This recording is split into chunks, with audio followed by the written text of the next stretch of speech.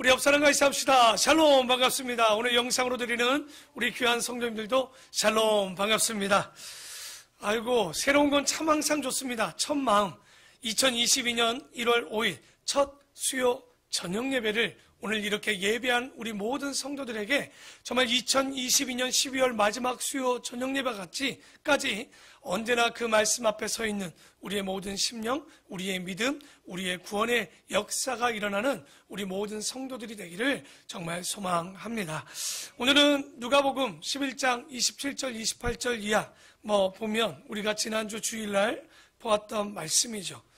참 감사하게도요, 송구영신 송년 예배를 준비하고 1월 첫 주 예배를 좀 다르게 해볼까 하다가 송년 예배를 좀 다른 원래 제목이었는데 1월 첫 주 설교를 봤더니 복 있는 자의 삶을 좀 해야 되겠다. 왜냐면 우리가 10주년 되는데 복 좀 받아야 되겠다 싶어가지고 송년 예배의 시작을 복으로 시작했고 첫 주의 설교도 복 있는 자라는 말씀으로 보았고 오늘 또 첫 주 수요일 저녁 예배도 말씀을 듣고 지키는 자, 다른 말로 그게 뭡니까? 바로 복 있는 자다라는 말씀을 가지고 오늘 함께 말씀을 나누고 은혜를 누리고자 합니다. 아마도 새해 같지만 새해 같지 않은 정말 좀 희한한 세대를 살고 있습니다. 어떤 일들보다 어떤 이벤트보다 아마 이 코로나라는 것이 우리의 모든 감정, 우리의 감사의 제목마저도 지금 빼앗고 있는 시대입니다.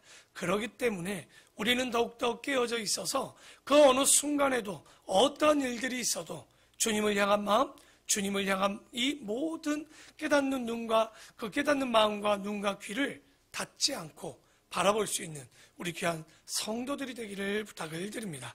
오늘 누가복음 11장 27절 이하의 말씀을 다시 한번 보면서 한번 우리가 기억을 해보면 이 말씀을 하실 때 무리 중에 한 여자가 음성을 높여 이르되 당신을 뵌 태와 당신을 먹인 젖이 복이 있나이다. 그러니까 마리아, 그 예수, 복되신 하나님, 바로 예수 그리스도를 젖먹이고 난 당신이 복이 있는 것 아닙니까? 했더니 예수께서 뭐라고 합니까? 이 빨간 절 다시 한번 예수님의 말씀만 오히려부터 끝까지 한번 읽어보겠습니다. 시작.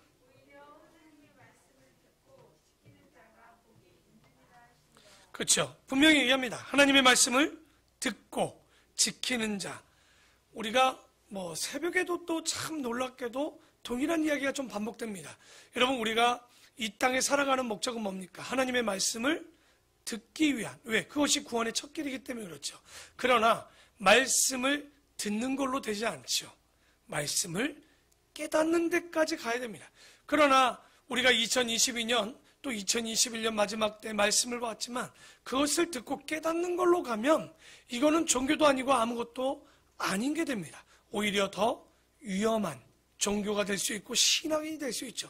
그러면 결론적으로 뭡니까? 그 말씀을 읽고 듣고 깨닫고 뭐하는 데까지 순종하는 자가, 지키는 자가, 행하는 자가 뭐가 있다?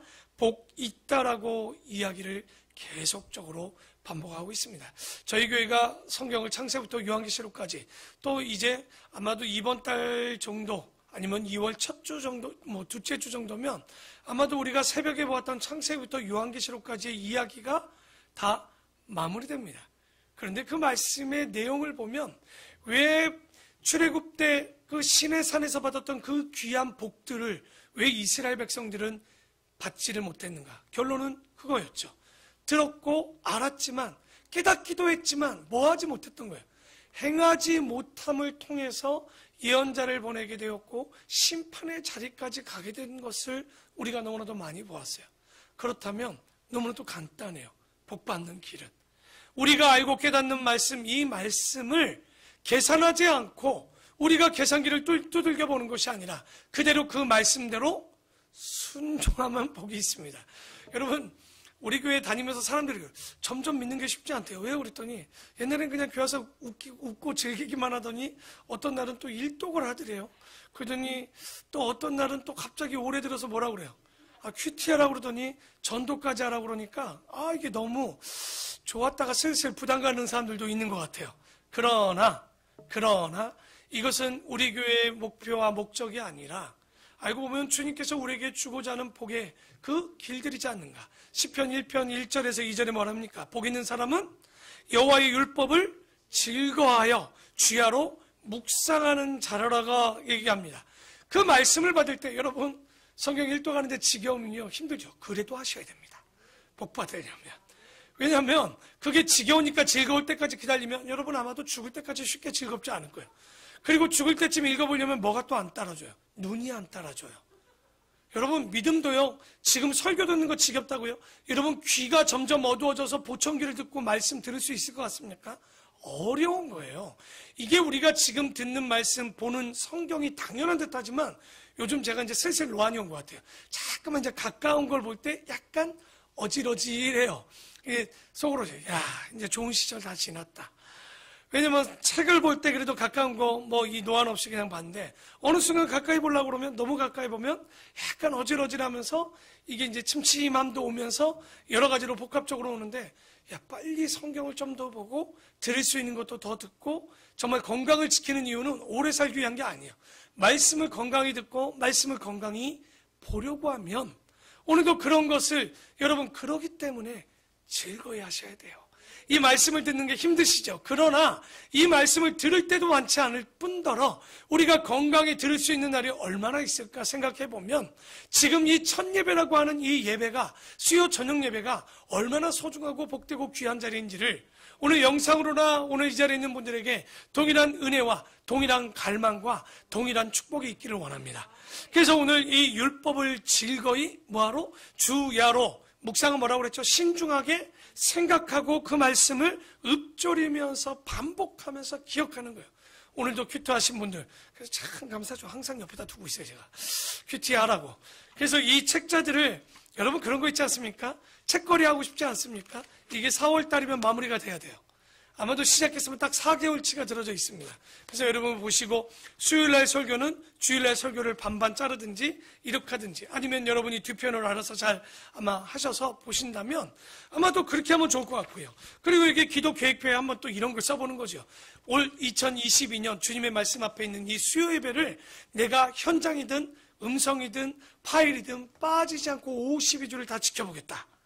이런 걸 한번 기억해보고 그리고 그거하고 응답 주신 말씀 2022년 12월 마지막 주 수요일 응답. 여러분 이런 걸 체크하면 얼마나 감사할까요? 그러니까 우리가 너무 막연하게 생각 기도 제목하지 말라고 그랬죠. 그러면 얼마나 재미있을까요? 그러니까 여러분 더 지혜로우려면 이렇게 하면 돼요.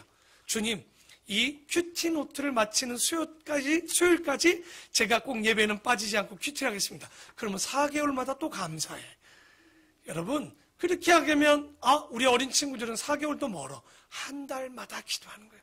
주님 1월 달을 지켜주시고 2월 달을 지켜주시고 3월 달을 지켜주시고 아마 기도의 응답이 이렇게 하면 오늘 하루 여러분의 기도의 응답을 바로 받을 수도 있는 거 있잖아요. 오늘 나의 입술에 파수꾼을 세워주세요 라고 기도했는데 저녁에 되면 뭐 하는 거예요? 세워주셔서 감사합니다. 이렇게 생각하니까 여러분 예전에 나왔던 제가 가장 어이없었던 책 조지 뮬러의 5만 번의 응답이라는 기도책을 보면서 무슨 5만 번? 근데 5만 번 받을 수 있겠더라고. 그분이 기도하는 걸 보니까 그게 뭐 우리처럼 올 한 해 건강을 이렇게 기도하지 않습니다.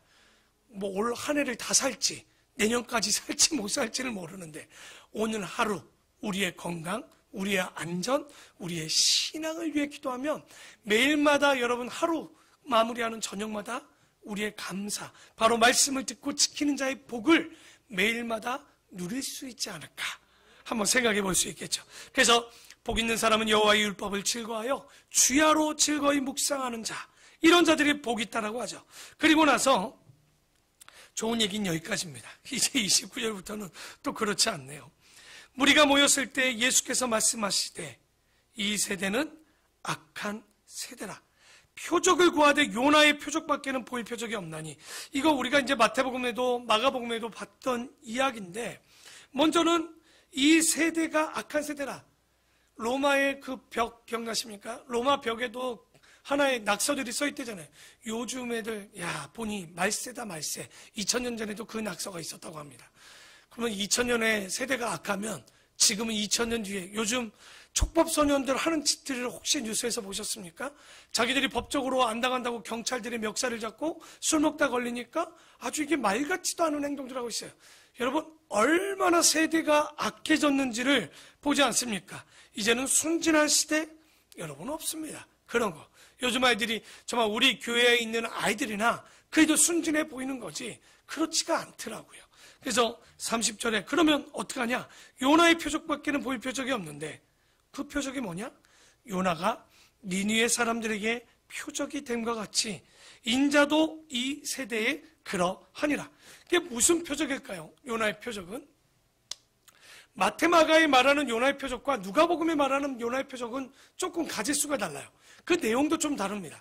그러니까 마태마가의 요나의 표적밖에 없다라고 하는 것은 예수님께서 많은 이적들을 보고 믿으려고 하지 말라는 거예요. 먼저 요나의 표적 하나만 보면 된다. 뭡니까? 물고기 뱃속에 들어가 3일 만에 다시 살아나왔죠. 그러면 예수님은 뭡니까? 인자도 무덤 속에 죽었지만 며칠 만에 3일 만에 부활하겠다는 표적. 그 표적과 일치하는 표적이 하나 있고, 두 번째 누가복음에는 이 표적을 넘어서 하나의 표적을 더 얘기합니다. 그게 뭐냐? 분명히 30절에 29절에 있죠. 이 세대가 어떻다고요? 악한 세대죠. 그러면 요나의 표적은 뭐냐? 그 악한 세대가 심판받는 표적이 될 거라는 거예요. 왜? 여러분, 요나가 니느웨 가서 혹시 전했던 말씀 기억납니까? 40일 안에 회개하지 않으면 심판이 있다라는 것을 그 며칠 길을 가야 되는 거 하루 길 만에 끝내버립니다.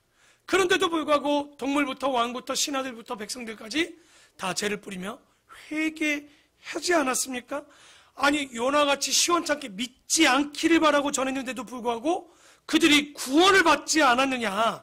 그런데 요나보다 더 큰 이신 예수 그리스도께서 3년이나 너희에게 이적과 기적을 보여줬음에도 불구하고 너희가 듣지 않았다?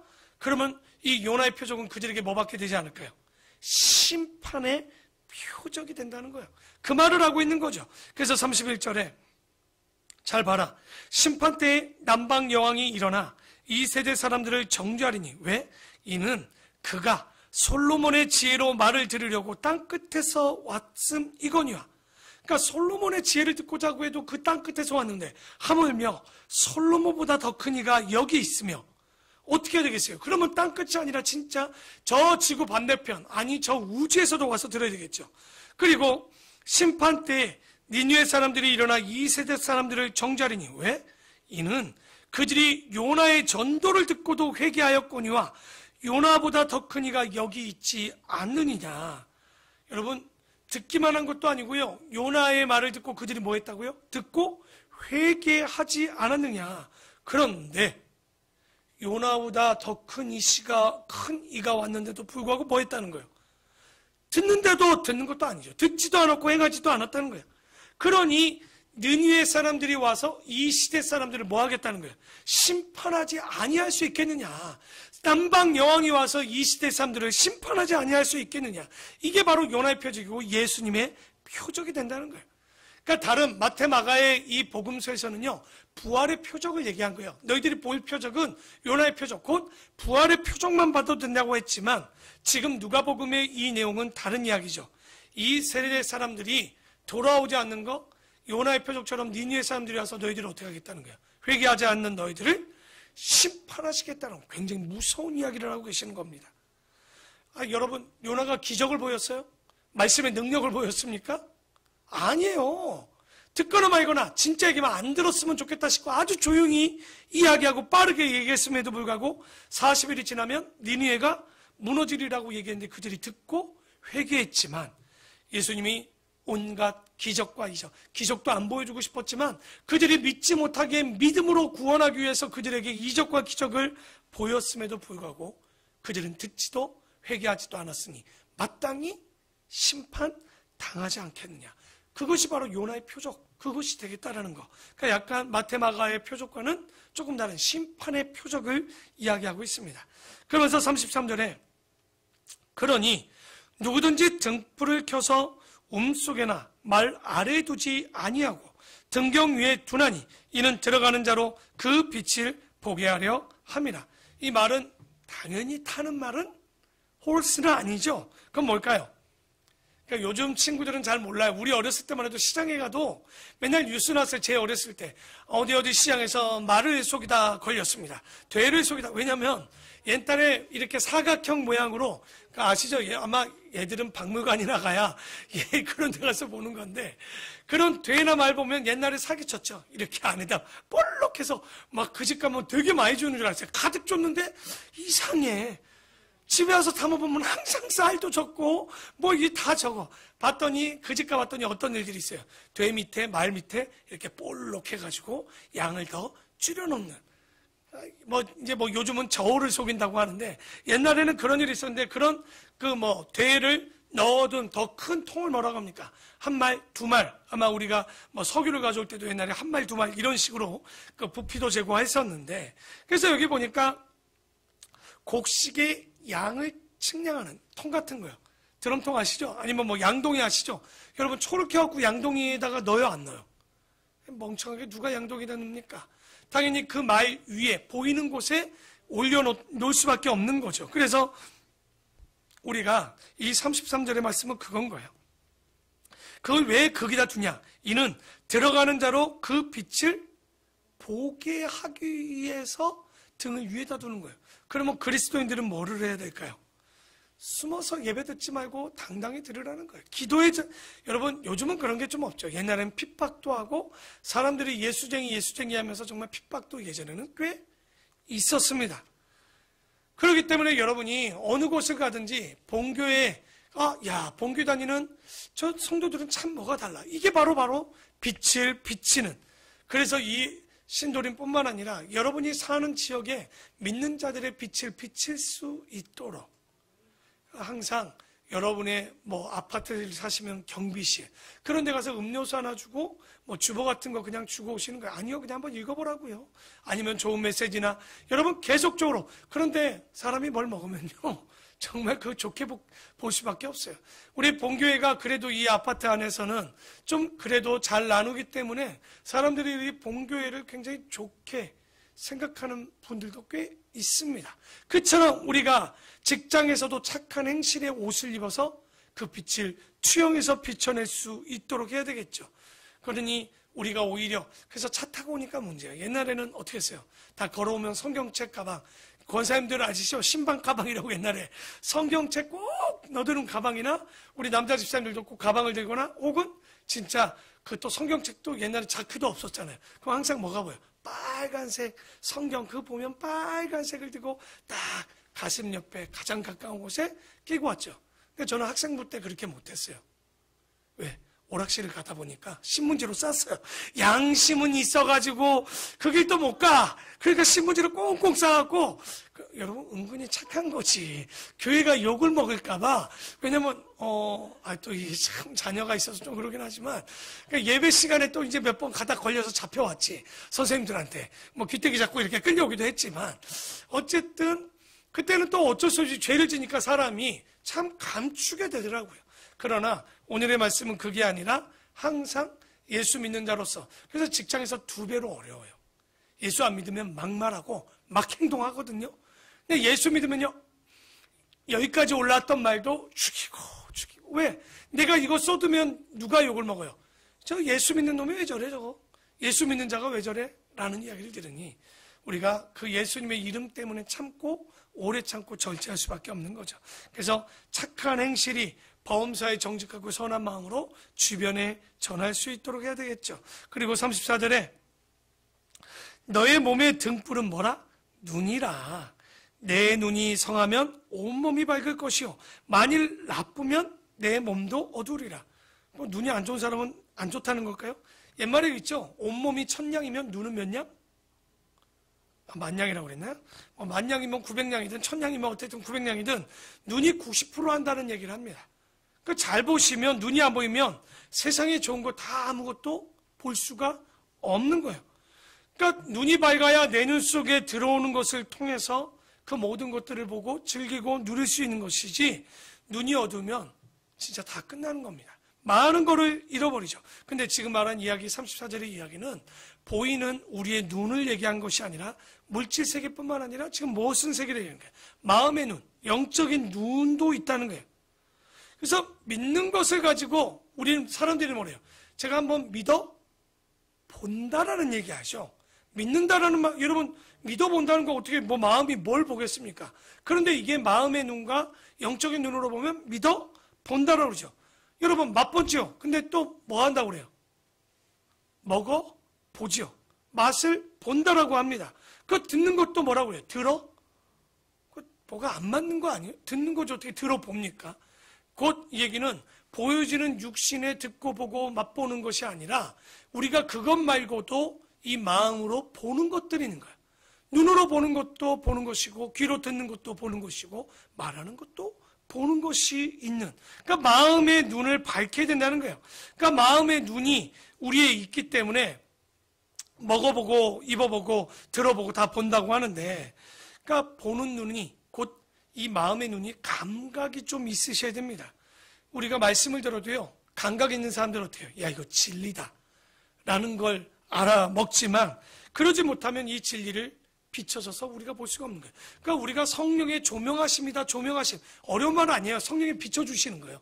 조명이 뭐예요? 비춰준다는 얘기잖아요. 성령이 비춰주시면 보는 거예요. 근데 아무나 보냐? 눈이 밝다고 보는 게 아니라 영이 밝고 마음의 눈이 깨어져 있어야 되는 거예요. 오늘도 말씀을 들어도요, 누군가 와 이거 생명의 말씀이야. 누군가 목사님 오늘 내가 이럴 줄 알았어. 오늘도 1시간 넘었어. 시간밖에 안 보이는 사람도 있어요. 왜 그럴까요? 안 보이거든요. 들리지를 않아요. 그러니까 여러분이 말씀을 들을 때 내가 오늘따라 짜증이 나고 잘 안 들려. 그럼 뒤에 가서 회개하는 마음으로 말씀 들으셔야 돼요. 정말 이게 왜 내가 오늘 이럴까? 그건 말씀에 문제가 있을 수도 있지만 대부분 내 마음의 눈이 가려졌을 경우 이런 일들이 있기 때문에 진리가 비춰질 수 있도록 항상 깨어져 있어야 되겠죠. 그리고 35절에 그러므로 내 눈 속에 있는 빛이 어둡지 아니한가? 점검해보라. 너의 온몸이 밝아 조금도 어두운 데가 없으면 등불의 빛이 너를 비출 때와 같이 온전히 밝으리라 하시니라. 그래서 마음의 눈도 육신의 눈도 밝아야 몸의 눈도 밝아지는 거겠죠. 그래서 우리가 오늘도 성경을 읽고 볼 수 있고 이렇게 걸을 수 있는 거 진심으로 감사하셔야 됩니다. 이게 얼마나 은혜인지. 그러니까 우리 어린 친구들은 다 갖고 있으니까 뭐 별거 아닌 것 같죠. 이제 나이가 먹는다는 건 하나씩 조금씩 고장이 나는 거예요. 오래 쓰니까. 하지만 그 고장을 넘어 마음의 눈을 여시면 조금 눈이 흐려도 귀가 조금 덜 들려도 얼마든지 우리가 그 은혜를 누릴 수 있겠죠. 그리고 37절에 보면 예수께서 말씀하실 때 한 바리새인이 자기와 함께 점심 접수시기를 청하므로 들어가 앉으셨더니, 그러니까 초대받았어요. 예수님 들어갔어요. 그런데 잡수시기 전에 손 씻지 아니하심을 그 바리새인이 보고 이상히 여기는지라. 왜냐면 적어도 그들은 밥 먹기 전에 유대인들이나 그쪽 중동 사람들은 손을 씻죠. 근데 솔직히 안 씻어도 돼요. 왠지 압니까? 우리와 좀 달라요. 우리는 대부분의 음식이 어때요? 좀 찐득찐득하고 질퍽질퍽 하잖아요. 근데 이쪽 중동의 음식들은 대부분 그렇지 않아요. 그게 솔직히 안 씻어도 되는데 자기들의 규례를 만들어서 꼭 씻고 정결하게 먹는 거, 뭐 손 씻어 먹는 건 나쁜 건 아니지만 이 사람이 그것을 이상히 생각하는 걸 넘어 조금 안 좋게 생각하고 있었던 거죠. 그랬더니 39절에 주께서 이르시되 너희 바리새인은 지금 잔과 대접의 겉은 깨끗이 하나 너희 속에는 탐욕과 악독이 가득하도다. 예수님도 보통 분은 아니에요. 지금 초대받았잖아. 근데 뭔 말 하나도 없이 갑자기 이 얘기 하시는 거예요. 왜? 이 바리새인의 마음을 이미 뭐 했기 때문에 읽으셨던 거죠. 그러니까 주인 보고 너무 거친 말을 하고 있는 거죠. 너희 속에 지금 있는 거예요. 당신 솔직히 탐욕과 욕심이 가득 찬 것 아니냐? 여러분 그 얘기 들으면 어떨 것 같아요? 내가 괜히 예수를 불러가지고 근데 욕 먹으려고 불렀나? 목사님 왔는데 와가지고 이게 뭔 소린지 진짜 독한 얘기를 하고 하면 어떠시겠습니까, 여러분? 바로 교회 옮기죠. 근데 그 교회 가서 그곳에 가서 그 말 들으려고 갔나? 하겠죠. 그런데 예수님이 이렇게 바리새인들에게 간접이 아니라 직접적으로 이야기하니 굉장히 깊은 나빴는데, 그런데 그들에게 하고 싶었던 얘기가 있던 거죠. 손은 깨끗이 씻기를 원하고 있지만 그의 마음은 어떻다는 거예요? 탐욕과 악독이 가득했기 때문에. 그러니까 깨끗한 척, 선한 척, 경건한 척 하지만 그들의 마음에는 탐욕과 악독이 가득하다. 이걸 뭐라고 그래요? 탐하는 마음을 줄이면 뭐죠? 탐심이라고 얘기합니다. 여러분, 10계명 중에 가장 지키기 어려운 게 뭘까요? 살인하지 말라? 나 외에 다른 신을 섬기지 말라? 아니요. 알고 보면 탐심, 이 욕심의 문제가 제일 어렵습니다. 결론은 이 물질 때문에 다 무너져요. 교회도 형제도 가족도에 보면요, 이 물질이 항상 문제가 되죠. 그래서 어리석은 자들아, 겉을 만드신 이가 속도 만들지 아니하였겠느냐? 아니하셨느냐? 그러나 그 안에 있는 것으로 구제하라. 그리하면 모든 것이 너희에게 깨끗하리라. 그러니까 이 얘기는, 구제하라는 얘기는 뭐일까요? 욕심내지 말라는 거죠. 탐욕을 품어 욕심이 아니라 돈을 쌓으려고 하지 말고 그 흘려주신 돈을 그대로 흘려 보내라는 거예요. 그러니까 우리 속에 오염되어 있는 게 사실 뭐겠습니까? 아마 누구 없이 근본적인 문제는 물질일 거예요. 이거 벗어내기 어렵습니다. 아니라고 이야기하지만 결국 우리의 신앙의 끝도 가보면 먹고 사는 문제, 물질적인 문제가 대부분입니다. 이거 아닌 경우는 거의 없어요. 오죽했으면 예수님께 찾아온 부자, 청년, 관원이 있었죠. 그 청년이 자기는 뭐 이웃을 사랑하고 다 사랑했대. 그런데 예수님이 마지막 하나 명령을 하죠. 그래? 그러면 네가 가진 것을 다 나눠주고 나를 따르라 했지만 어떻게 해요? 따르지 못했다는 거예요. 그대로 소식도 없었던 거죠. 왜? 다 하지만 이 탐심의 문제는 누구도 자유로울 수 없는 거예요. 그러니까 이게 혼자 있을 때랑 또 다르고요. 결혼하고 또 다르고요. 아이를 낳고 또 다릅니다. 그러니까 지금 뭐 청년들이 저는요 물질의 자유예요. 혼자니까 그래요. 이게 왜냐하면 먹고 사는데 조금 들어가는 게 맞고 내 쓸 것이 없어지면요, 사람의 마음이 가장 먼저 줄이는 게 뭘 것 같아요? 헌금 먼저 줄입니다.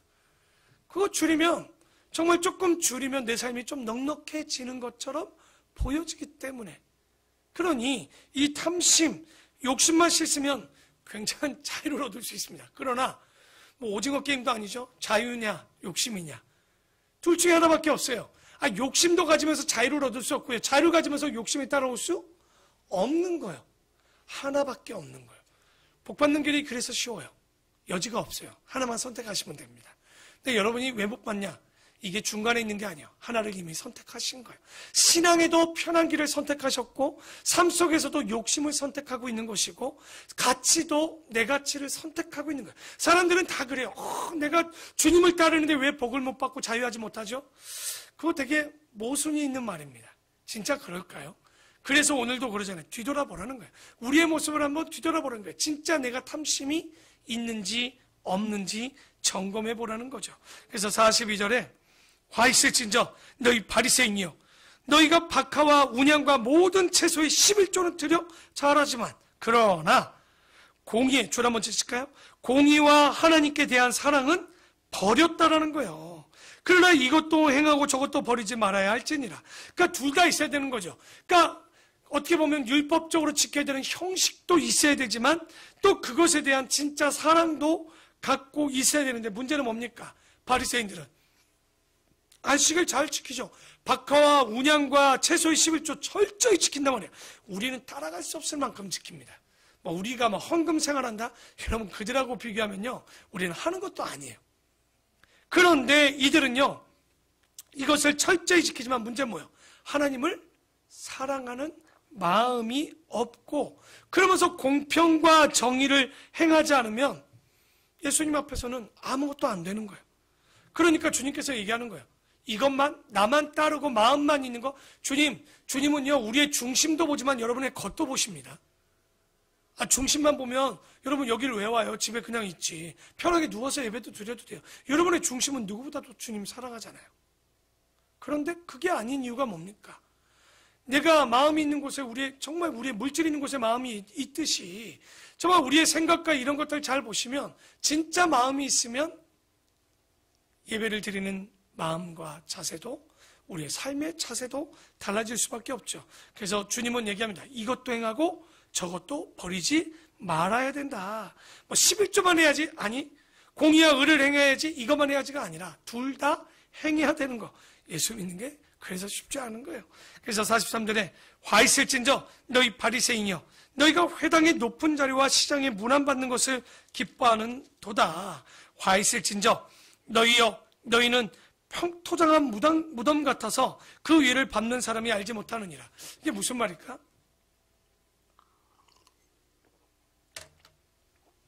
평토장은 잘 알듯이 분봉, 우리나라 같으면 이렇게 묘지에 분봉이 있지만 평토장은 평지처럼 평평하게 무덤을 해놓는 거예요. 그러니까 외국 가면 이렇게 비석만 있고 다 평토장처럼 돼 있죠. 그냥 비석이 없으면 여기가 길인지 뭔지 모르는 거예요. 그러나 유대인들이나 특히 나시린이나 또 정결해야 될 때 무덤을 사람들이 밟고 지나가지 않습니다. 그래서 여러분 혹시 성경에 보면 이런 회칠한 무덤 막 이런죠. 왜냐면 왜 무덤에다 회를 칠할까요? 시멘트를 칠해놓을까요? 왜냐면 이게 무덤을 밟으면 부정해질 수 있기 때문에 피해가라고 회를 칠하는 거거든요. 그런데 바리새인들 니들이 하는 짓을 보니까 화이트를 치죠. 너희는 평토장한 무덤과 같아서 그 위를 밟는 사람들도 다 니들이 하는 행동 때문에 다른 사람들도 부정하게 만드는 것 아니냐. 아주 저주의 말씀처럼 지금 얘기를 하고 있는 거죠. 정말 회칠해서 피해갈 수 있는데 그러지도 못하도록 알지 못하게 해서 부정하는 자와 같은 것 아니냐라고 말씀하신 거예요. 지금 어느 집 가서 이런 얘기를 하신 거예요. 점심 초대받아서 들어갔는데 식사 초대받았는데 이런 겉과 속이 다른 자 막 이런 얘기를 막 쏟아내고 계시는 거죠. 그러니까 이게 이 이야기를 하고 식사를 하고 나오셨을까요? 안 하고 나왔을까요?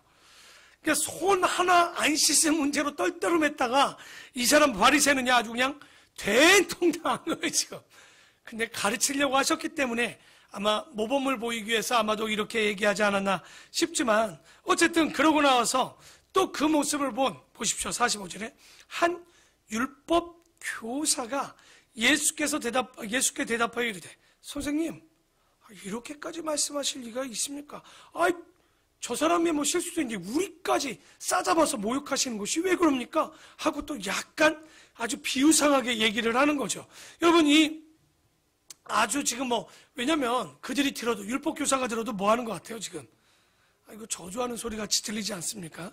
그랬더니 46절에 이르시되 화 있을진저 또 너희 율법교사여 자기 어려운 짐을 사람에게 지우고는 너희는 한 손가락도 이 짐에 되지 않는도다.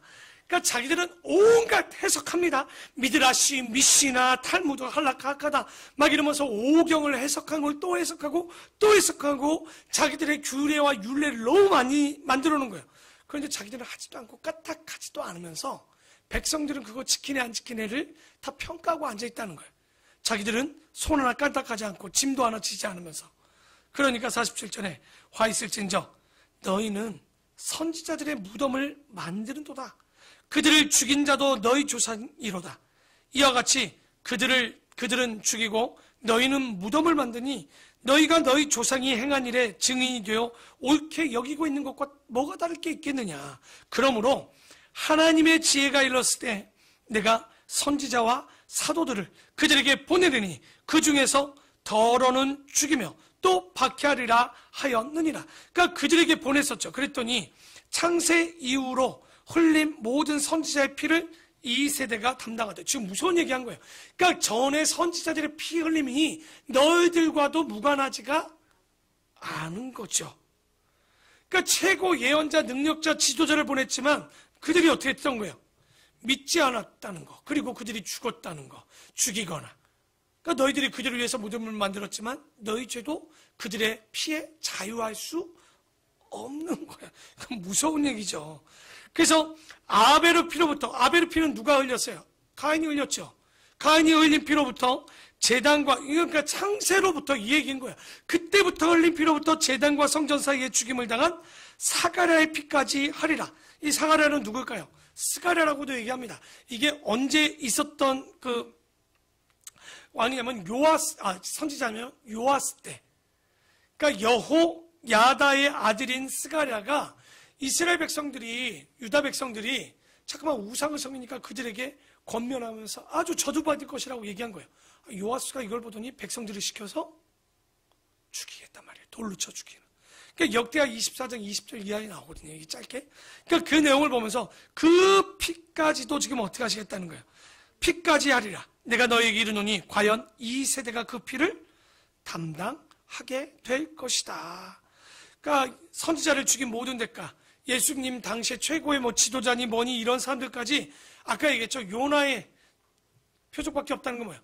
예수님의 말씀을 듣고도 듣지 않는 모든 그 세대들이 그 피를 뭐 하겠다?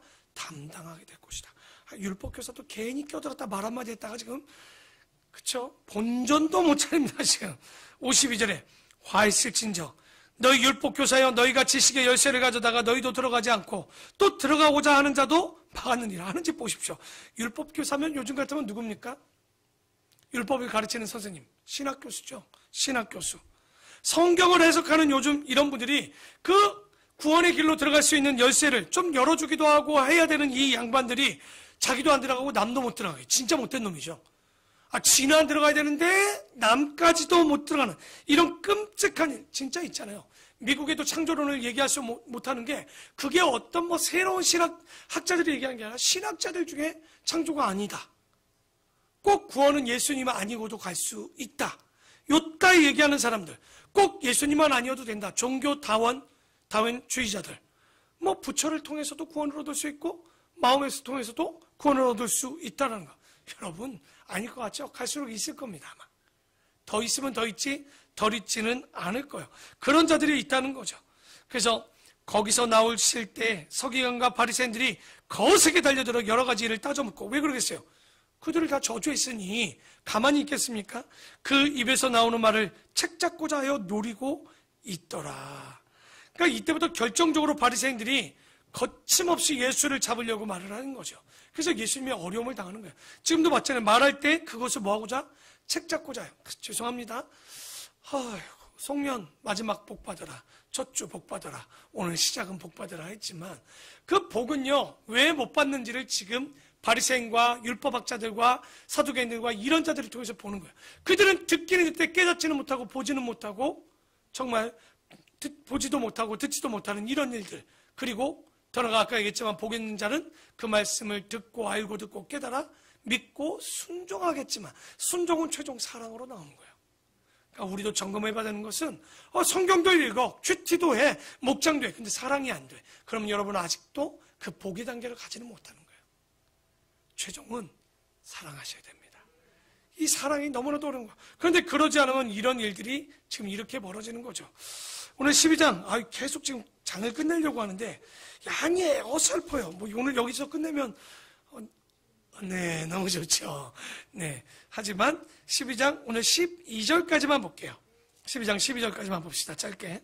그러면 그동안에 물이 수만 명이 모여 서로 밟힐 만큼 되었더니 여러분 예수님을 찾아온 사람들이 수만 명이 모였다라는 얘기 들어본 적 있습니까?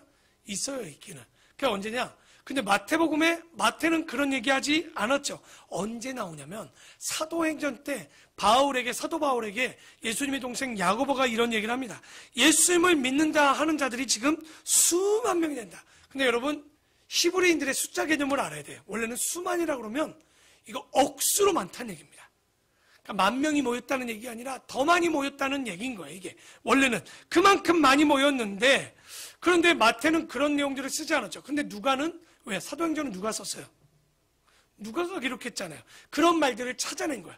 예수를 만나고 온 사람들이 야고보도 그랬지만 수많은 사람들이 모였다. 많이 모였다고 하는데 얼만큼? 서로 밟힐 만큼 되었다라고 하죠. 그리고 그러면 수만 명 밝힌 만큼 온 때가 언제일까요? 우리가 알고 있는 사건은 오병이어의 역사 때 그러지 않았을까? 그러니까 이 이야기도 그때쯤 얘기하지 않을까? 왜? 마태가 얘기하죠. 여자들과 아이들을 제하고도 남자들만 몇 명? 5천이라고 얘기했단 말이죠. 그러니까 5천? 근데 보통 여러분 여자가 따라갔는데도 불구하고 배제했지만 남자들이 많아요? 여자들이 많아요? 여자들이 더 많죠. 거기다 여자들이 혼자 옵니까? 애들도 같이 오죠. 그럼 이게 진짜 5천이 아니라 만이 아니라 2만 명도 있지 않았을까? 굉장히 많이. 왜? 다른 성경에서는 어린아이들과 여자들을 빼고라고 얘기했잖아요. 그런데 여기서 뭐라고 합니까? 예수께서 먼저 그 많은 사람들 중에 누구에게 말씀하시는 거예요? 제자들에게 얘기하죠. 그러면 이 제자는 일단은 12제자는 맞겠죠. 근데 누가복음 때 보니까 12제자 말고도 한 70인의 제자가 있지 않았을까. 그러니까 수만 명이 모였다고 해서 여러분 그래서 모인다고 다 되는 거 아니야. 무리와 제자는 다릅니다. 교회가 10,000명이 모여도 그 안에 여러분 무리가 많고 제자는 적습니다. 2022년 여러분이 지금 큐티를 말씀을 읽고 그리고 그 성경을 복음을 전하는 일은 다 누가 했던 일입니까? 제자들이 행한 일인 거예요. 그러니까 예수의 말씀을 들으러 온 자들은 수만이에요. 무리죠. 그러나 그 말씀을 순종하여 읽고 큐티하고 전하는 자들은, 가르치는 자들은 제자죠. 그런데 그 제자들에게 먼저, 많지는 않지만 그 제자들에게 얘기를 하는데, 바리새인들의 누룩 곧 외식을 뭐하라? 조심해라, 주의해라. 외식은 다른 말로 위선이죠. 선인데 거짓된 선을 얘기하는 거죠. 다른 성경에서는, 복음서에서는 뭘 주의하라고 되어 있냐면 누룩을 주의하라라고 되어 있습니다. 근데 누가는 알아본 거예요. 누룩이 뭐예요? 곧 외식을 얘기하는 거죠. 외식이라는 게 뭐냐면 겉으로는 거룩하고 신령이 있고 신령한 척을 하고 믿음 있는 척하지만 속은 그러지 않는 자들. 아까 얘기했죠. 겉은 깨끗한 척한데 속은 더러운 자들, 탐심이 가득한 자들 있죠. 그러니까 그런 사람들을 뭐 하라고 얘기하냐? 조심하는 거예요. 여러분, 교회 안에서 우리도 서로 조심해야 돼요. 그러니까 나는 있는 척하고 있는 것 아닌가? 겸손하셔야 돼요. 아니면 아니다, 모르면 모른다라고 얘기할 수 있는. 그래서 감추인 것이, 왜 우리가 외식을 주의해야 되냐면 2절 다 같이 한번 읽어봅시다. 시작.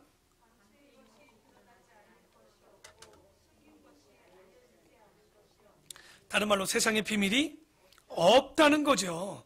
그런데 예수님이 안 오셨으면요, 바리새인들은요, 신앙이 굉장히 높은 사람인 것처럼 보였을 거예요. 예수님이 오기 전까지 그 종교인들은 대단한 파워를 갖고 있지 않았습니까? 그러니까 아마도 그들의 거짓이나 위선은 나타나지도 않았는데 예수님이 오시니까. 왜? 빛이 오면 어둠은 들통납니다. 우리 집이 깨끗한 것 같다가도 집에 형광등만 깨끗한 걸로 한번 바꿔놓으면 어떻게 해요? 집이 얼마나 더러운지를 금방 알 수 있지 않습니까? 그래서 이러므로 너희가 어두운 데서 말한 모든 것이 광명한 데서 들리고 너희가 골방에서 귀에 대고 말한 것도 지붕 위에 전파되리라. 그러니까 이거 제자들 보고 지금 하는 말씀이에요. 무리 보고 한 말씀 아닙니다. 우리 그래서 속담 중에 그거 있죠. 반말은 쥐가 듣고 낱말은 새가 듣는다는 말 있죠. 그런데 그것도 못 들으면 누가 듣느냐? 하나 더 붙어요. 하나님은 다 듣고 계십니다. 쥐도 새도 모르는 게 아니에요. 쥐도 새도 몰라도 하나님은 듣고 계시는 거예요. 그러니까 비밀하지만 이건 비밀이야. 그래서 나를 떠난 건 비밀이 될 수 없습니다. 그래서 굳이 어디 가서 이거 비밀인데 그러면 여러분 이미 그런데 이 말이 돌았는데 서운해할 필요 하나도 없는 거예요. 그건 여러분이 전해달라고 얘기한 거예요. 이거 비밀인데 너만 알아? 나만 아는 걸 내가 아는 진짜 친한 한 사람한테만 전하는 거거든요. 그래서 부부관계도 비밀은 얘기하지 않는 거예요, 원래. 그래서 이 비밀은 없는 건데, 여기 비밀이라고 얘기하는데, 여러분, 왜냐면 비밀이라고 하지만 짧은 시간 동안 사람은 속일 수 있습니다.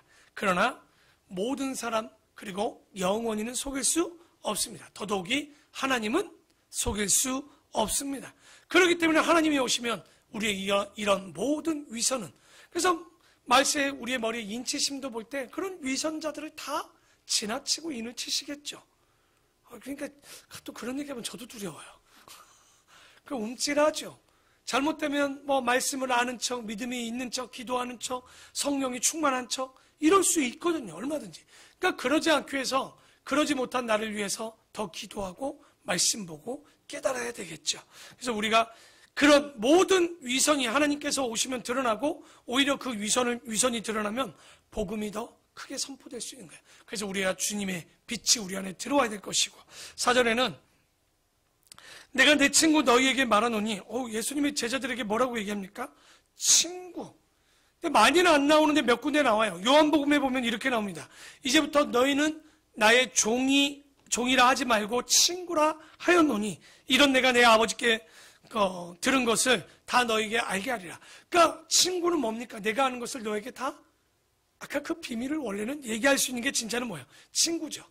자신의 생각과 비밀을 이야기할 수 있고 다 털어놓을 수 있는 거. 그러나 우리에게 진정한 친구, 참 친구는 예수 그리스도밖에 없어요. 또 그렇다고 어디 가서 예수 오랜만이야 이러면 안 돼요. 또 친구라니까 그런 친구가 되어주시는 거지 친구는 아닙니다. 종종 가서 천국 가서 그런 거 있잖아요. 뭐 부모님과 뭐 이것도 없어 그러니까 이제 와갖고 황씨 또 이런 데니까 또 형씨 그러는 거 아니에요? 같이 가면 없잖아요. 그게 아닌 거죠. 어쨌든 예수님이 우리에게 친구가 되어주시는, 그러니 이 얘기는 뭡니까? 아버지께서 하시는 것도 다 우리에게 알려주시잖아요. 그래서 우리가 하나님 나라의 뭐를 알고 있는 거예요? 비밀을 알고 있는 거예요. 우리가 못 믿는 사람들은 친구도 안 되니까 알 수 없어요. 그냥 얘기해줘도 몰라요. 아는 자만 알고 들을 수 있는 귀 있는 자만 들을 수 있는 거죠. 그래서 친구라고 얘기해 주는데 내 친구 너희에게 말하노니 몸을 죽이고 그 후에는 능히 더 못하는 자들을 뭐 하지 말라고요? 두려워하지 말라. 왜냐면 이때 누구를 두려워하고 있었냐면 헤롯 왕, 그렇죠? 그리고 본디오 빌라도, 그리고 세상의 권력을 가진 자들을 두고 말하는데, 여러분 우리는 그들을 두려워할 필요가 전혀 없습니다. 그러니까 당당한 거죠. 죄가 있으면 죄값을 치르면 돼요, 여러분. 그 죄진 걸 가지고 숨기려고 하니까 두려운 거지, 죄값을 치르려고 하면 그냥 치르면 됩니다. 항상 그런 당당함이 있어야 되는데, 5절에 마땅히 두려워할 자를 내가 너희에게 보이리니 곧 죽인 후에 또한 지옥에 던져 넣는 권세 있는 그를 두려워하라. 누굴까요? 예수 그리스도죠. 내가 참으로 너희에게 이르노니 그를 두려워하라. 그러니까 눈에 보이는 사람을 두려워할 것이 아니라 눈에 보이지 않지만 우리가 그 하나님을 뭐하라? 두려워하라는 거죠. 그러니까 교회 안에서도요, 세상 가운데서도요, 사람을 두려워하다 그 올무에 빠지는 사람들이 너무 많아요. 사람 따르다가 실수하거나 그 그물에 빠져서 헤어나지 못합니다. 그러니까 항상 교회는 누구 라인이 없어요. 제가 그러죠. 항상 주님 라인에 쓰시면 돼요. 내 편, 네 편. 그러니까 내 편 만든다는 얘기는 뭐예요? 반대편을 만든다는 얘기랑 똑같습니다. 그러니까 내 편이 없으면요, 다 우리 편이야. 주님과 하나니까 우리 편. 근데 교회 와서 그래서 밥을 사줘도 지혜롭게 사줘야 돼요. 저는 1년을 두고 한 사람씩 다 사줘야 된다고 봐요. 그러니까 내가 사주는 사람 2번, 3번 사줄 필요 없어요. 한 번이면 돼. 그 정도면 돼요. 정말 우리 교회 안에서 밥 먹지 함께 하지 못한 사람들 있으면 차를 한 잔 사줘도 그런 사람을 사줄 줄 알아야 돼요. 이게 차 사주는 것도 실력이에요, 여러분. 지혜롭게 사줄 줄 알아야 돼요. 저 보시면 잘 알죠. 한 잔을 사도 생색내고 사는 거. 쌍화탕을 줘도 이쯤 5,000원 정도 쓰면 오늘 크게 쓴 것 같다는 느낌이 오는 날. 그러니까 남들이 안 쓸 때 그런 날을 노리시면 돼요. 그래서 많이 추구하는 자들에게 하나 먹어도 하고 살짝 저어줘 보십시오. 그게 별것 아닌데 그 1,000원에 사람 마음이 녹아요? 그러면 뭐라 그래? 우리 목사님 최고 이런다니까? 나 얼마밖에 안 썼는데. 1,000원밖에 안 썼는데. 근데 몇만 원짜리 밥을 사줘도요, 이게 별로 티가 안 나는 사람들도 많아요. 그럴 필요 없어요. 사주지 말라는 것도 아니고 잘못하라는 얘기가 아니라 가치 있게 진짜 주님의 나라 내 편, 네 편 없는 우리의 팀을 만들어가면, 한 팀을 만들어가면 얼마나 복됩니까? 그런 모습들. 진짜 두려워할 것이 무엇이냐? 사람을 두려워한 자가 하나 있었죠, 성경에. 여러분, 그게 누굽니까? 분명히 사무엘이 기다리라고 했는데 사람 때문에 핑계대어 제사를 드렸던 사울. 잘 보시면, 그러니까 하나님보다 옆에 있는 사람들의 눈을 의식했던 거예요. 근데 그러면 자기 올무에 자기가 빠지는 꼴이 되는 거예요. 그러니까 우리 친구들도, 여기 우리 어린 친구들도 청년들도 있지만 잘못했을 땐 빨리 인정하고 숨기기보다, 근데 여러분, 죄의 습성은 뭡니까? 하와와 아담을 보셨죠? 선악과 네가 먹었냐니까 하와가 뭐라고요? 당신이 만든 신처 남자, 서로 지금 하와한테 물었더니 당신이 여자는 누구 핑계 댔어요? 결국 뱀 핑계 댔죠. 뱀은 가도 빼도 박도 못하니까 지가 다 당했지만, 그러니까 사람은요, 몰리면 숨고 싶고 피하고 싶고 거짓말하게 돼 있어요. 그래서 어린 친구들 여기 있죠? 항상 머릿속에 잘못했으면 제일 먼저는 잘못을 안 하면 돼. 근데 했을 때 안 걸려도 고백하는 용기가 필요한 거예요. 야, 엄마가 오늘 30분 게임을 하는데 몰래 1시간 했어. 할렐루야. 그러다 봐봐, 이제 2시간, 3시간 하다 이제 마지막에 어떤 심판을 향하나. 꾸준히 1시간 할 수 있는 건 몇 달을 게임을 못하고 그냥 손발 떼끼 할 걸 가지고 몽댕이를 두들겨 맞고 나서야 내가 이러지 말걸. 이게 인간이야. 난 그래서 우리 어린아이들에게 너무 감사해. 야, 나는 저러지 말아야지라고 아이들을 보면서 난 깨닫는 거거든요. 솔직히. 쟤들도 저러고 싶겠어요. 재밌는 게 더 눈앞에 가리니까 그게 안 보이는 거예요. 그러니 기도하셔야죠. 게임을 할 때도 기도하시고 우리가 유튜브를 봐도, 왜냐면 목사님 저도 이게 유튜브 볼 때 막 제한이 안 되면 막 한없이 별것도 아닌 거 가지고 계속 보고 앉았어요. 참 무섭더라고요, 이게. 그래서 우리가 항상 조심할 것, 진짜 두려워할 분을 두려워해야 되겠죠. 그런데 여기 두려워할 분을 두려워하라는 것은 공포가 아니죠. 이것은 하나님을 신뢰하고 하나님이 우리의 심판자 되어주시만 사랑받는 우리는 그렇지 않음을, 하지만 심판받음을 두려워할 줄 아는 사람을 돼야 되는 거예요. 그래서 우리가 항상 누구를 두려워하는 거예요? 보이지 않는 주님을 두려워할 줄 아는. 두려워하라. 그리고 잘 봐라. 왜 두려워야 되는 줄 아냐? 하나님께서는 참새 5마리가 2아사리온에 팔리는 것이 아니냐. 그렇게 팔리죠. 그런데 이것도 재밌어요. 마태복음 10장 29절에 보면 한 아사리온에 원래 참새 2마리 살 수 있어요. 그 10장 29절에 나와요. 한 아사리온으로 참새 2마리 샀다. 그러면 2아사리온에 5마리를 가졌다는 얘기는 뭐야? 1마리 더 물어준 거야. 아시죠? 팔 때 4마리하고 아유 오늘 또 오셨네 그러고 1마리 더 줬다는 얘기야. 그럼 아사리온이 뭐냐? 지금 가격이 잘 안 오죠? 데나리온의 16분의 1이 1아사리온입니다. 그러니까 대략 6,000원 정도 해요. 그러니까 그 1데나리온은 참새 한 40마리 정도 살 수 있습니다. 그러니까 뭐 굉장히 싼 거죠. 지금 보면 굉장히 싼 가격을 이야기하는데 그렇게 살 수 있는데, 그런데 그런 참새 한 마리도 하나님 앞에는 그 하나도 뭐하지 않는 바 된다고요? 그렇죠. 잊어버리는 바 되지 않는 거. 하나님은요 허락 없이는 저 참새 하나도 떨어뜨릴 수 없는 거예요. 우리가 두려워야 되는 일은 숨길 수 없다는 거. 하나님은 그 작은 거, 뭐 새도, 쥐도 새도 못 넣는다 그럴 일 없어요. 하나님은 다 알고 계시고 뭐까지도, 우리의 머리털까지도 세심 받으신다고 맨날 얘기하지 않습니까? 그렇기 때문에 너희에게는 심지어 머리털까지도 다 세심바 되었나니 뭐하지 말라? 두려워하지 말고 너희는 많은 참새보다 더 귀한 거. 그러니까 그냥 두려워해서 나 하나님, 이 두려워했던 자가 누구예요? 예수님의 비유 중에 달란트 두려워서 어떻게 했다고요? 땅속에 묻는 그런 무식한 짓 하지 말라고요. 나 실수할까봐 안 해. 뭐 직분을 주면 아직 제 능력이. 여러분에게 누군가가 요구하면 감사한 줄 알고 아멘 하십시오. 그 뭔지도 모르고 괜찮아요. 저는 뭐 이런 게 좀 능력이. 여러분이 그럼 능력이 언제 될 것 같아요? 제가 여기까지 올 수 있고 주님과 동행할 수 있는 길까지 온 건요, 무식하고 잘 몰랐어도 주님이 주시는 사역에는 다 아멘하고 오다 보니 여기까지 온 거예요. 진짜로. 제가 무슨 특출나게 신앙이 뛰어났던 사람, 기도를 많이 했던 사람도 아닙니다. 그러나 하나님은 하나님이 맡기실 때 아멘하고 그 달란트를 받고 사용할 줄 아는 사람이 복 있는 거예요. 그랬잖아요. 여러분은 담임 아니죠? 부. 그렇죠. 그냥 주, 부 이렇게 나누면 주님이 이끄시고 우리는 그냥 그 일에 맡겨 최선을 다하면 돼요. 결과물에 너무 그렇게 막 머리 아파할 거 없어요. 그러나 최선은 다하셔야 돼요. 최선도 안 하고 묻어두는 꼴이 아니라 최선을 다하면 되는 거죠. 그래서 주님은 우리가 하는 모든 일에 있어서 무관심하거나 무책임하지, 그러니 인생이, 결혼도 두려워하지 마세요. 최종 선택. 근데 잘 선택해야 되겠죠. 이 직장도 마찬가지인 거예요. 선택에 있어서 내가 주님을 벗어나지 않는다면 그 일어나는 모든 일들은요, 저는 확신합니다. 합력해서 그 나라를 위해서 선을 이루는 걸 확신해요. 그래서 우리 교회 실수할까요? 안 할까요? 합니다. 목자들이 실수할까요? 안 할까요? 100% 합니다. 황규정 목사는 실수 안 할까요? 웃기는 소리 하지 마십시오. 맨날 합니다.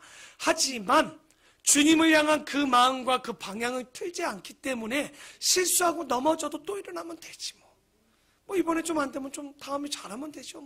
괜찮습니다. 그러니 우리가 주님께 맡기면 되는 거예요. 그래서 7절에 너희는 많은 참새보다 더 귀한 것 아니냐. 내가 또한 너희에게 말하노니 누구든지 사람 앞에서 나를 시인하면 인자도 하나님의 사람들 앞에서 그를 시인할 것이요 사람 앞에서 나를 부인하는 자는 하나님의 사자들 앞에서 부인을 당하리라. 지금은 우리 전혀 문제가 없어요. 근데 이때는 이게 굉장히 문제가 있는 거예요. 예수님을 따라간다는 게 별로 자랑스러운 일이 아니에요. 왜? 예수님이 그 당시에 별로 이름도 난 사람도 아니고 직업은 뭐였어요? 어부였단 말이에요. 목수였죠, 전직이. 그러니까 야 에라이 저런 사람 따라갈 사람이 없어서 저런 사람 따라가느냐, 이런 분위기였단 말이에요. 그러니 사람들이 이렇게 빈정거릴 때 예수님을 따라가지만 뭐 했던 사람들도 있을까요? 자랑스럽게 여기기보다는 부끄럽게 생각하는 사람들도 있죠. 그래서 여러분, 우리도 혹 그럴 수 있어요. 내가 못나고 공부 못하고 혹은 내가 부족하고 그러면 예수 믿는다는 말 괜찮아요. 여러분이 부자여서 뭐 예수 믿는다고 해서 덕이 되고 아니요. 정직하고 성실하고 충성되면 돼요. 어느 곳을 가든지 그 모든 여러분의 부족함은 주님이 채워주실 줄 믿습니다. 이게 힘인 거죠. 그러니 왜냐? 하나님 앞에 여러분 정말 사람들 앞에서 주님을 부인하면 주님도 천사들 앞과 주님 앞에서 예수님도 뭐 한다는 거예요? 부인하시겠다는 거 아니에요. 그러면 이 말씀을 듣고 제일 가슴이 뜨끔했던 사람 누굴까? 닭 울기 전 3번 부인한 베드로였지 않았을까? 3번씩이나 맹세했는데, 그런데 거꾸로 맹세하면서 모른다라고 했던 사람, 내가 자기가 죽을지언정 뭐 이런 말들을 하는 사람이 베드로 아닙니까? 예수님 나타났을 때 베드로는 고기도 못 들었을 거야 아마. 어땠을 것 같아 예수님 올 때. 그런데 뭐라고 그래? 너 날 사랑하냐? 주께서 아시잖아요. 너 날 사랑하냐니까 주님 당신이 아십니다. 그럼 베드로에게 주님이 뭐라고 합니까? 걱정하지 마라. 내 양을 치라. 내 양을 먹이라. 내 양을 치라라고 말씀하시는 거예요. 그러니까 베드로가 여러분에게도 지금 그러고 계신 거예요. 뭐 우리가 뭐 잘나서 권사를 받고 우리가 잘나서 안수집 사고 우리가 집 사고 목 사고 하겠습니까? 그게 아닌 거죠. 그래서 10절에 누구든지 말로 인자를 거역하면 사하심을 받으려니와 성령을 모독하는 자는 사하심을 받지 못하리라. 그래서 이 성령인 줄 모를 때는, 그러니까 사람인 줄 알고 거역할 수는 있어요. 그런데 성령인 줄 알면서도 거역하면 이거 뭐 하는 거예요? 하나님을 거역하고 성령을 회방하는 죄인 거예요. 도대체 하나님의 아들인 예수 그리스도가 귀신을 쫓았는데 뭐라고 그런가? 바알세불의 힘을 얻어서 귀신을 쫓았다라고 말하는 놈들은 무슨 죄예요 그게? 성령 회방죄인 거예요 그게. 여러분도 예수를 믿는데 예수를 부인하는 문제는요 좀 다른 문제입니다. 모르고 예수를 저주하는 자들과는 다른 일인 거예요. 여러분이 부인할 때는 이게 뭐가 되느냐? 하나님 나라를 부인하는 것이요 성령을 회방하는 것과 같기 때문에 굉장히 두려워하셔야 돼요. 어디 가서 부인한다는 얘기는 이건 엄청난 죄임을 우리가, 성령 회방은 용서되지 못한다고 얘기하잖아요. 그래서 11절에 사람이 너희를 회당이나 위정자나 권세 있는 자 앞에 끌고 가거든 어떻게 무엇으로 대답하며 무엇으로 말할까? 뭐 하지 말라고 그래요. 그러니까 입이 약해서 뭐 가방끈이 짧아서 제가 말을 못해서, 여러분 목사가 말만 잘하면 그게 사기꾼이에요. 그러니까 바울이 말 잘해서 복음이 전해졌습니까? 그의 돌 맞고 쓰러진 걸 일어난 것을 본 디모데도요 그런 모습 속에서 다 감동하는 거예요. 말을 잘해서 복음이 전해지는 거 아니에요. 그리고 우리가 무슨 말할까 걱정하지 말라는 거예요. 자, 마지막 12절을 읽고 마무리합시다. 시작.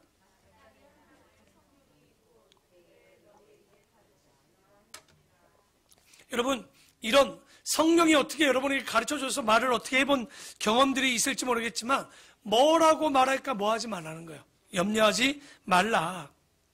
왜? 너희들이 이때는 그랬겠죠. 예수님께 예수 믿는다는 이유로만으로도 관료들에게, 로마에게, 병사들에게 끌려가서 신문 받을 때 두려워하지 말라는 거예요. 너희들 걱정하지 마라.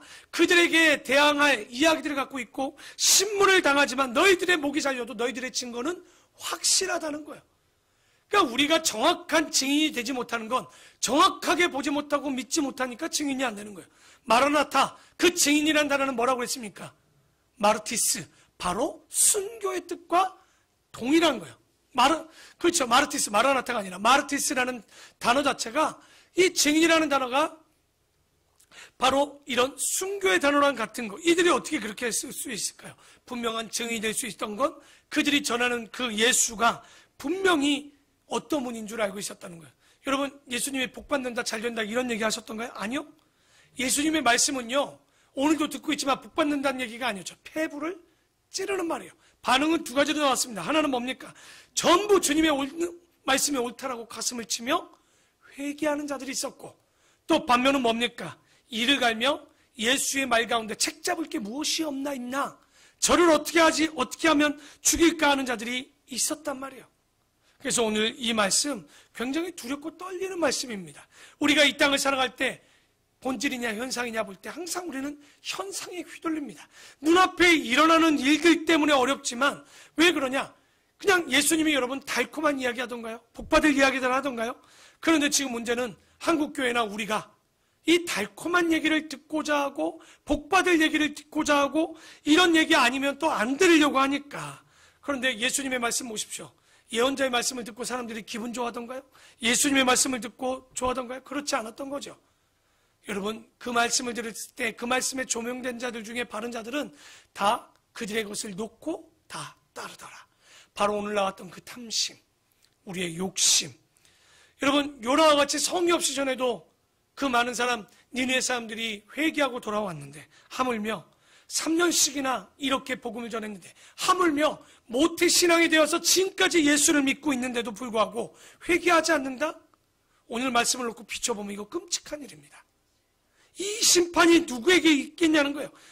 그러니까 요나같이 개떡같이 전에도 믿어서 그들이 돌아와서 구원을 얻었는데 그 니느웨 백성들에게 믿는 자들이, 믿는다라고 떠드는 자들이 정죄당할 것이라고. 여러분, 우리가 지금 살아가는 것 이렇게 그냥 나 성경 일독했으니까 큐트했으니까 이런 모습으로 살아간다면 우리가 받을 심판도 이게 무서운 심판이 임할 수 있는 거예요. 그래서 오늘 하나님의 말씀, 정말 그 말씀을 듣고 순종하는 자가 뭐 있다고요? 복이 있다라고 하지만 거기에 순종은요 몇 프로? 100%입니다. 순종은 99%가 없습니다. 단 1%도 순종하지 않으면 그건 순종이 아니라고 얘기합니다. 그러기에 오늘 이 말씀을 듣고 정말 우리가 주님 앞에 한 점 부끄럼 없이 우리는 안 되는 걸 인정하십시오. 그러기에 주님이 있어야 되고 2022년 이 길을 걸어가는 우리에게 나는 모르나 깨닫게 하시는 말씀을 주었기에 그 말씀대로 살아가고 순종하고 그리고 이 말씀대로 이제 우리가 결단했던 이 모든 일들이 그리고 순종함을 통하여 열매 맺는 아름답고 복된 우리 모든 성도들이 되기를 축원합니다. 기도하겠습니다.